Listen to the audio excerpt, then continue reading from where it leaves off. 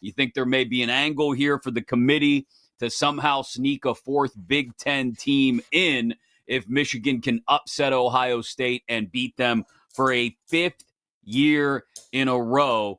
The spread on the game between the Buckeyes and the Wolverines started out up in the double digits early in the week, has shifted back down towards 9.5. So it's in the 9.5 to 10.5 range, depending on where you shop around and find it. It's in Ann Arbor, a noon Eastern kickoff on Fox. We know the Buckeyes obviously clinch a spot in the Big Ten title game with a win. They'll remain undefeated.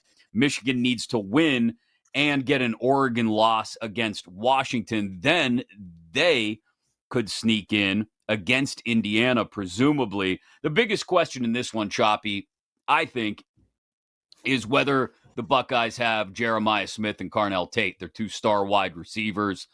I think even without those two, Ohio State can win this game.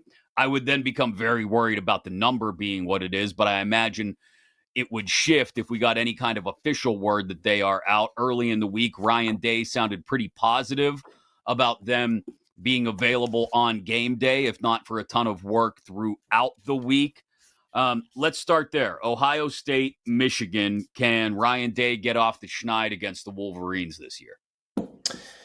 Well, he can. I think the big issue for them is going to be that, this is going to be the most difficult road environment they've played this year. I don't even think it's close. They played a road game at Washington. Road game at Illinois. Wisconsin, I think it's, great. They play jump around. I mean, awesome. The team stinks. They're a non-factor. Right. And then Purdue. This is going to be the most difficult environment that he has been in. And that matters. That matters. That matters. Just go look around. Just go look at any quarterback that's not a 24-year-old, which is, there's plenty of them. That matters. So I think it's a big deal. I think it's a big spot for Julian to be in and for Ohio State to be in, and it's uncharted territory for them. Also, Michigan hasn't won 5 straight since like Babe Ruth. They had a bunch of where they won 4 in a row and then tied year 5. Yeah. But they haven't won 5 consecutive games since 1927 in this series. It's a long time. That doesn't mean anything, right? None of that crap matters. None of those trends matter. It's just wild to see, like in the history of this rivalry, that Michigan, one of the greatest programs ever, has never won 5 straight games since the Roaring 20s. But I think 10 points is a lot. That's a lot to give up on the road against a team that still has, and they know it, a chance to get into the playoff. Yeah, and like I said, 9.5 might get me to roll the dice a little bit on whether Smith and Tate are going to be ready and available. I would not be totally comfortable with it. I would be sweating whether we actually see them on Saturday afternoon or not, and then how impactful they can be, assuming they do play the entire game.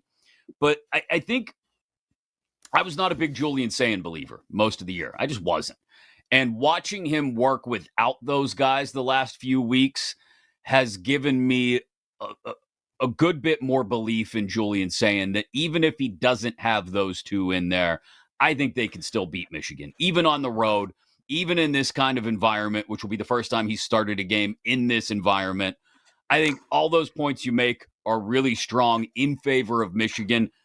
I've just come around to the fact that Ohio State is just too damn talented, not just a wide receiver, but everywhere on the field. Mm-hmm. And I'll add this to the mix as well.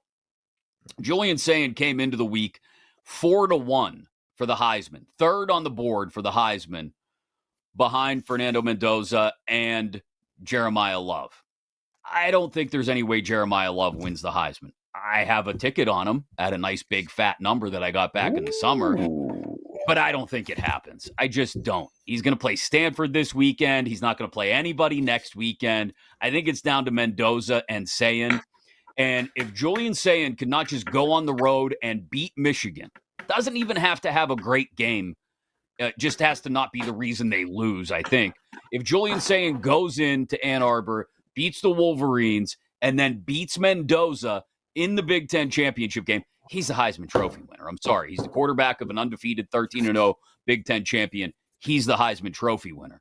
So that is I agree. one that I definitely added a little bit of a hedge against the Jeremiah Love ticket that I have with a 4-1 Julian Sayin ticket on the Heisman, because I think what we've seen from him the last couple of weeks, competition be damned, is that he can do this, some of this, without a fully 110% Jeremiah Smith and Carnell Tate.